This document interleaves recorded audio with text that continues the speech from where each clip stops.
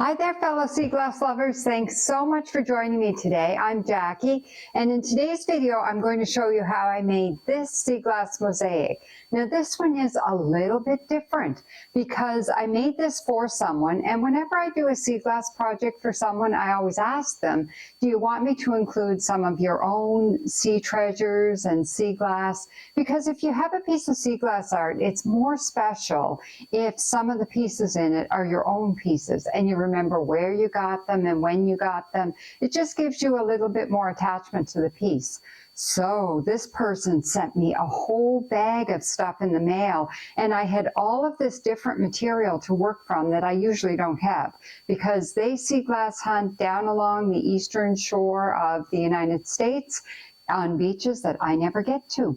So I had some really different colors of sea glass, some different seashells, some different pebbles. So it's quite different for me. Plus, they requested that I paint a few pieces, so I painted some pink and purple pieces and a few red pieces, and I made some little turtles here too, which are also painted. So it adds a few different elements. So I really hope that this piece inspires you to use what you have, because you can only use what you have for your sea glass mosaic, and I hope it gives you some new ideas.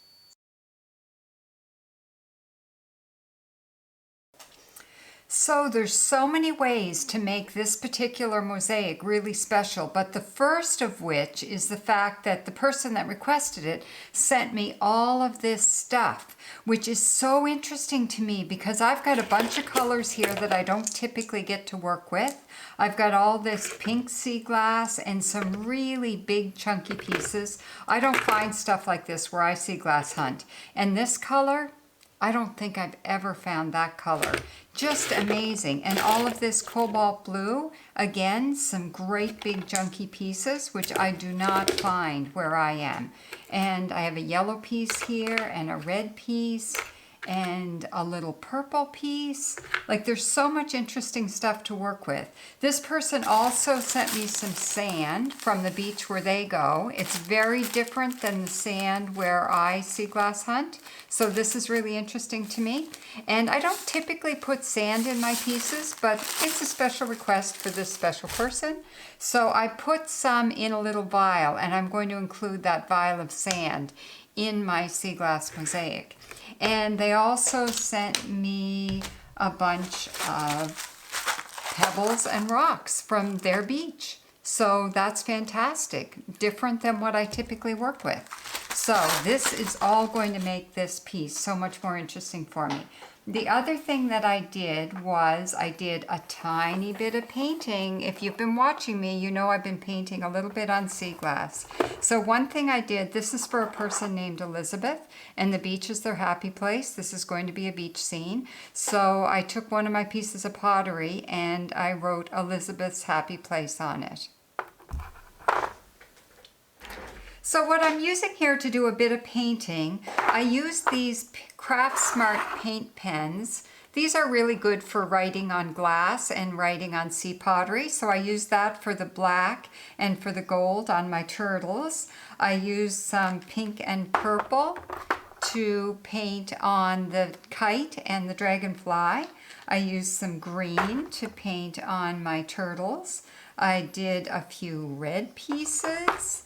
And I used some orange and some yellow to paint on my sun. Just a little bit of shading on the back of the sun. Now I don't like to paint a whole lot of pieces, but for this particular piece, especially where I've got so many interesting pieces of sea glass, a few painted pieces kind of adds a little bit of interest as well. Now the other thing that I did, I wanted to add, this is from a person that lives down in the States and I live in Nova Scotia. So I thought I want to add a touch of Nova Scotia. So I'm putting in one of my favorite Nova Scotia rocks and I'm writing Nova Scotia on the back. And that way they've got a touch of Nova Scotia in their piece. And I have this little piece of driftwood that I picked up from the beach in PEI, and I wrote PEI on the back. And it's kind of stained with red mud, which I find really interesting. It adds that real touch of PEI. So this kind of helps connect where I am with where the people are that where the person is that I'm doing this piece for, adds a little bit of interest and a little bit of specialness. So my sketch for this piece was based on a photo that was sent to me by the person who requested that I do this piece. And it's from a beach where this person really likes to go. So hopefully they can recognize it as one of their favorite places. Now I'm using some of the pink pieces of sea glass for clouds in the sky. I'm going to put some of these big, chunky, beautiful pieces down at the bottom. Big things really belong at the bottom because that's where you want some weight at the bottom. And I'm going to use this beautiful blue piece to create a little bit of a beach chair that says Elizabeth's Happy Place on it. Because don't we all love to sit at the beach? It's definitely a happy place. Now these two red pieces I did, I'm going to put in an umbrella. And the reason this umbrella is red and white is because this person is a lifeguard.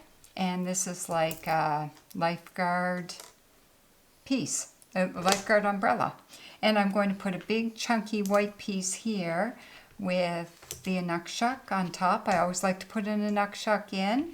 This represents me as the person who has passed through this life, and I'm wanting to take some responsibility for the mark that I leave behind. So this is Elizabeth. These shells represent Elizabeth and her 3 children sitting on a piece of driftwood at the beach. I like to include a rock with a hole in it. This is from my PEI beach, so I'm going to set that there. And what else do I have here? I have to put my kite in. Now this is something I haven't used before. This is a bit of a new thing. I'm going to try this. I've used some craft wire to create the string of my kite. Have to put the tail on the kite. The reason I really wanted to do this is I wanted some antennas on my dragonfly. So I'm using I used my craft wire to create some dragonfly antennas as well. So I'll put my dragonfly here. Now this person has a birthday in December and the birthstone is turquoise, so I'm using some actual turquoise. Not from ones I found at the beach because we don't get turquoise where I am, but this is recycled from a turquoise necklace. I like to recycle, reuse, all that stuff. So I'm just getting a whole bunch of these things set in place so that I'll be ready to go. I want some dog prints in the sand because this person is a dog lover. So I'll set these here, and then as I'm filling in, I can get them all to fit. Good way to start a piece. And then I want my 3 turtles walking along the sand as well. So I'll put my turtles in here.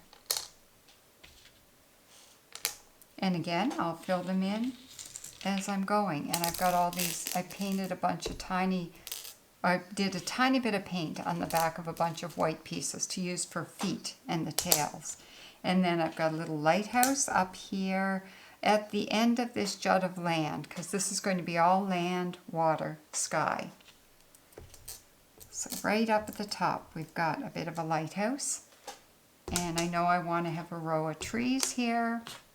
So this is going to be enough to get me started.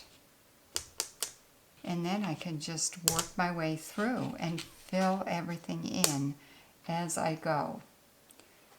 Oh, and I want my purple piece. Okay, I'm just going to set my purple piece here. I might end up attaching it there, but I might move it because you've got to have a lot of these special pieces.